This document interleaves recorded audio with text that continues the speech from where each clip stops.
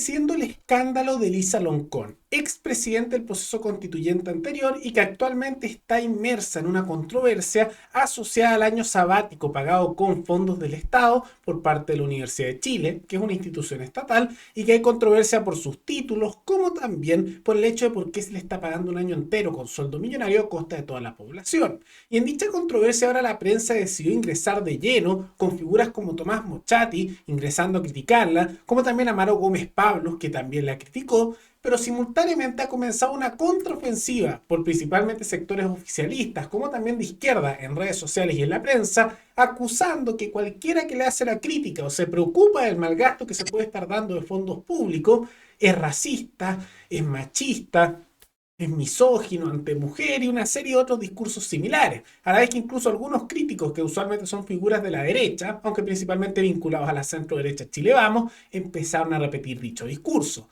Vamos a ver si tienen razón o no. Todo eso lo vemos a continuación.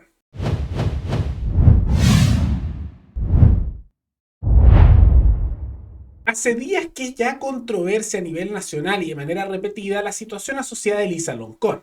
Tal como lo hablamos en un programa anterior, dicha controversia se da porque desde que se dio el término del proceso constituyente anterior, que ella lideró en su primera etapa, teniendo la presidencia del proceso y apoyando la apruebo, posterior a eso y el fracaso estrepitoso que tuvieron, muchas figuras de la apruebo se escondieron, fueron a hacer otras cosas, pero lo que ocurrió con Elisa Loncón es que ella, siendo parte de la Universidad de Santiago, una universidad estatal, porque siempre estas cosas pasan en instituciones estatales, siempre es lo mismo con fondos de todos nosotros, total ahí no hay competencia, siempre se mantiene a base de impuestos que nos sacan de manera forzosa, la Universidad de Santiago con su ex rector decidieron darle un año entero, un año sabático pagado con nuestros impuestos, con los que se ha dado vueltas por el mundo, con el sueldo pagado, sin estar yendo a la universidad para cumplir su rol ahí, y dentro de eso ha dado charlas principalmente a lo largo del mundo diciendo que el rechazo ganó en Chile no porque la respuesta fuera mala, no porque la propuesta fuera negativa, no porque hubiera cosas radicales, no, solo porque la gente no estaba informada o los manipuló la prensa, y que ellos habían hecho todo perfecto en la prueba. O sea, propaganda que además está asociada en una falsedad sobre el resultado electoral. Eso es lo que ha hecho. Y hace poco, como ya vimos, un requerimiento para ver sus títulos, porque muchos empezaron a preguntarse por qué se le está pagando un año entero, siendo que muchas figuras en el mundo privado, por ejemplo, incluso teniendo varios doctorados, etcétera, es raro que le paguen un año sabático entero con sueldo millonario. Es rarísimo, ¿no? Pero bueno, son esas cosas raras que pasan en el Estado y en sus instituciones como la Universidad de Santiago. Y ante eso, han habido cada vez más críticas de figuras como por ejemplo el periodista Amaro Gómez Pablos, que la fue a criticar diciendo que, y cito, goza un sabático por títulos que no entrega, no me cuaja, que había cierta irregularidad con respecto a esto y que en la práctica no es algo raro que se pidan este tipo de cosas. Y es verdad, en todos los países del mundo, cuando se trata de justificar estos subsidios en la práctica, porque no hay otra manera de llamarlo, y gastos académicos excesivos, no es raro que se pidan los títulos, que se muestren, no es ninguna rareza. E incluso en cualquier trabajo que uno postule en el mundo privado, uno tiene que mostrar muchas veces los antecedentes que tiene, tanto su currículum como los títulos puede tener que mostrarlo. Entonces no es algo raro. Pero ella ha alegado constantemente que no los va a mostrar y no quiere que se muestren, y la Universidad de Santiago, institución estatal, le ha seguido la corriente y que se ha sumado en esta posición porque se supone que le aplasta su honra. Y ante esto, no ha sido solo figuras como Amaro Gómez Pablos quien ha tomado esta posición, sino que también figuras como Tomás Mochati le han lanzado duras críticas a Elisa Loncón, como también al gobierno. Que la Estatal Universidad de Santiago, la USACH, tiene entre sus profesoras a Elisa Loncón. La USACH decidió dar a Loncón un año sabático con goce total del sueldo, pagado por todos los ciudadanos, por todos nosotros. En estos meses Loncón ha girado por el mundo repitiendo, como esos niños que antiguamente aprendían las tablas de multiplicar, una y otra vez que la convención que presidió hizo un gran trabajo, pero que se perdió en el plebiscito por las noticias falsas. Esta es la única reflexión que hace la académica Loncón del fracaso. La razón de la universidad para regalarle un año, ¿cuál es la razón? Para regalarle un año pagado. Su jerarquía académica y antigüedad textual, esa es la razón. Entonces, se pidió por parte del diario El Mercurio conocer, cuáles son sus cursos de pregrado y posgrado, sus papers, sus estudios que ha publicado, lo que ha escrito. No es nada excesivo en el mundo académico, pero Para Elisa Loncón pedir eso sí que es un exceso. Se opuso Elisa Loncón a la transparencia. Dice que le pidan estas cosas afecta su integridad. Vaya usted a saber en qué la afecta o cuál es su concepto de integridad. La verdad es que prefiere el secreto. Esta negativa en un país normal sería un escándalo, más aún proveniendo de una persona que desempeñó un cargo que, aunque fracasado, fue de tanta importancia que incluso desde ahí acusó a tantas personas, incluyendo acusaciones falsas, dichas con pertinacia, y que se presentó siempre como académica para ahora ocultar sus antecedentes. Fue apoyada por el oficialismo y por el presidente Gabriel Boric. De esos sectores, del oficialismo y del presidente Gabriel Boric, ahora hay un cómplice silencio. Ahí lo ven. Y tiene toda la razón Mochati. No es algo que debería ser muy grave eso de mostrar los títulos, pero no se muestran. Llega uno a dudar de lo que ocurre ahí. Y simultáneamente esto debería ser un escándalo nacional, pero no se les toma tanta importancia, aunque se entiende tomando en cuenta que estamos con una serie de problemáticas que yo diría que son mucho más relevantes para el ciudadano común y corriente. De todas maneras, es totalmente legítimo y yo diría justo que se empiecen a cuestionar las cosas, como también que se investiguen qué se gastan nuestros impuestos. Lógico, ¿no?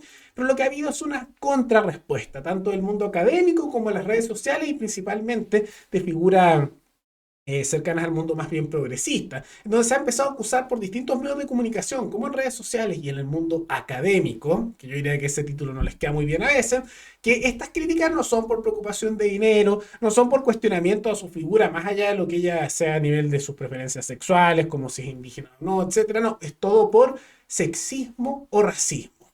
Por ejemplo, en El Mostrador, diario que tiene una tendencia más hacia la izquierda, no es evidente, se puso un artículo que hizo Ana Luisa Muñoz García, que es una académica, subdirectora de género, porque por supuesto que es así, de la Facultad de Educación de la Universidad Católica, diciendo violencia de género y universidad, diciendo que en la práctica las críticas contra ellos son violencia de género y es por machismo. Bueno, no me sorprende que alguien encargado de un área de género vea que todos son problemas de género, porque claro, para un martillo todos son clavos. Inevitable, ¿no? Entonces va un poco en esa dirección. Y no se queda solo en ese tipo de discursos. También figuras como Jaime Baza, que fue vicepresidente del proceso constituyente bajo Elisa Loncón, empezó a acusar lo siguiente. El acoso a Loncón es impresentable. ¿Cómo les duele que una mujer indígena ocupe espacios de poder? Nada tiene que ver con la transparencia. Se amenaza la autonomía universitaria, pero también que históricas demandas sociales vuelvan a ser reivindicadas al perseguir a quienes levantan la voz. La víctima con su sueldo millonario del proceso constituyente, con el año entero de vacaciones pagados con nuestros impuestos, la víctima. Vergonzoso, ¿no? Ahora, en la práctica pareciese ser que muchas de estas críticas puede que empiecen a darse porque algunos no quieren que se empiece a ver cómo se está gastando la plata en el mundo académico. Porque ahí también hay mucho subsidio estatal, hay mucha intervención, muchos permisos, muchas cosas. Entonces, quién sabe, tal vez hay una cierta preocupación de que se empiecen a investigar los detalles en cómo se están gastando el dinero de todos nosotros, que nos sacan forzosamente con impuestos, en estos temas académicos, donde muchas veces se subsidian discursos bastante ideologizados y radicales que se usan para empujar cambios a nivel ideológico y cultural en la población de manera forzosa a través de intervención estatal, sumamente negativo. Entonces, ese tipo de discursos se dan. No solo el tema más bien de género que se usa como excusa, sino que también figuras como Patricio Navia, que usualmente se le asocia más a la derecha, aunque siempre esté más bien a la centro-derecha, dirían algunos, pero desde un comentarista, analista más bien de ese sector, acusó que es ignorancia o racismo aquellos que critican a Loncón, ¿no? Y da el argumento que ya tiene publicaciones a nivel internacional desde algún tiempo. Y vale la pena tomar ciertos elementos. Que ella tenga publicaciones no implica que sea justo el año sabático que está teniendo. Que se hagan investigaciones, aunque le corroboren eso, aunque las investigaciones digan, está bien, puede hacerlo, es legítimo también, se puede pedir investigaciones. No es racismo pedir eso. Y no se da esto en contra de Loncón porque ella sea mujer o porque sea mapuche, más allá de que muchas veces no es representativa de dichos grupos de todas maneras, sino simplemente porque se hace esta investigación. De la misma manera que cuando se hacen críticas contra otras figuras, no es porque son hombres o son mujeres o esto o lo otro, es muchas veces por su posición ideológica, que es legítimo ser crítico de eso, como también por tema de gastos públicos.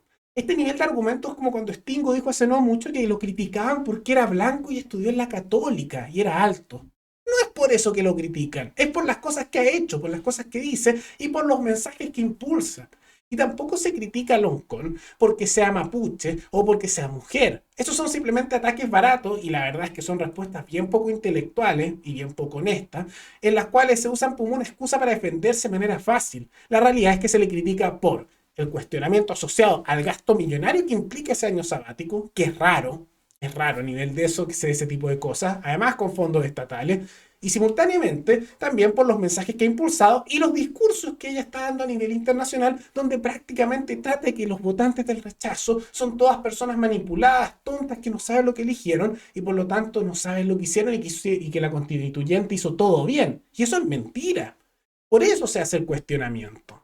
Pero algo que también me da la impresión que también es porque esto ha generado un cambio cultural post victoria del rechazo en el primer plebiscito y también ahora con el resultado de la elección en que crecieron los republicanos sustancialmente. Porque antes nadie se atrevía mucho a cuestionarle a estas figuras nada. Nada, alguien decía algo de estos sectores más radicales, colectivistas o de la prensa, podríamos decir estos que tienen casi una posición de privilegio mediático y nadie les decía nada. ¿Cómo lo vas a cuestionar? ¿Cómo vas a cuestionar a esta persona? No, no, no puedes decir esto en contra porque esta persona es de izquierda. No, no puedes decir nada en contra porque esta persona es indígena, porque esta persona es mujer. Se usan excusas como esa. Y en el tiempo, lo que esto ha generado es que ahora se puedan cuestionar las cosas que dicen. Y no se cuestionan porque sean hombres, mujeres, etcétera, sino por los mensajes que están impulsando. Y parece ser que eso les molesta y por eso cualquier crítica que se haga, aunque sea válida, y es muy válida la crítica asociada a fondos públicos y que se investigue lo respectivo, se acusa al tiro que es o racismo, o sexismo, o opresión, o violencia de género, y sean todos esos discursos. Ahora, afortunadamente, a nivel poblacional, este tipo de respuestas no están cayendo bien, ya no están entrando bien. Y eso es el cambio cultural que se ha generado en gran medida por las malas soluciones y también por la violencia a nivel mediático, cultural que han impulsado a aquellos que dan estos discursos. Eso es algo positivo que ha habido en los últimos tiempos que se haya luchado contra esto. Pero de todas maneras esperemos que continúe la investigación y tal como dijo Mochati, pedir este tipo de antecedentes no es algo raro en ningún país del mundo. Si aquí intenten darlo como excusa es porque o quieren ocultar algo o porque no quieren que se investigue mucho cómo se gastan los dineros del Estado, que son una cantidad brutal de dinero que nos sacan del bolsillo todos los días, y cómo se están gastando esos fondos a nivel de los llamados subsidios o gastos académicos. Porque tal vez ahí no me sorprendería que haya una que otra irregularidad o mal gasto innecesario que si la población tuviera conciencia directa que está ocurriendo, lo rechazaría. Pero más allá de todo eso, ¿qué les parece esta situación que sigue creciendo asociado a Elisa Loncón? ¿Les parecen válidas las críticas de figuras como Mochati y otros de la prensa? ¿O será como dice Patricio Navia o Jaime Baza o la misma Loncón, que estos simplemente son críticas por ignorancia o por racismo o por sexismo? Todo eso coméntenlo abajo. Y antes de terminar, quisiera agradecerle a la suscriptora Nicole Dufay, que se convirtió en la suscriptora más reciente en decidir hacer un aporte mensual al canal a través de la comunidad de YouTube. Así que muchas gracias, te lo agradezco mucho. Gracias a aportes como el tuyo y el de otros suscriptores, que este proyecto sigue adelante y se mantiene independiente. Así que si alguno de ustedes quiere hacer un aporte voluntario único por Flow, o por criptomonedas, o un aporte mensual por Patreon, o por la comunidad de YouTube, pueden decidir hacerlo mirando comentarios que se encuentra fijado abajo, y también pueden apoyar este programa comentando, dando like y compartiendo este video en sus redes sociales. Nos veremos en el siguiente programa. Hasta luego.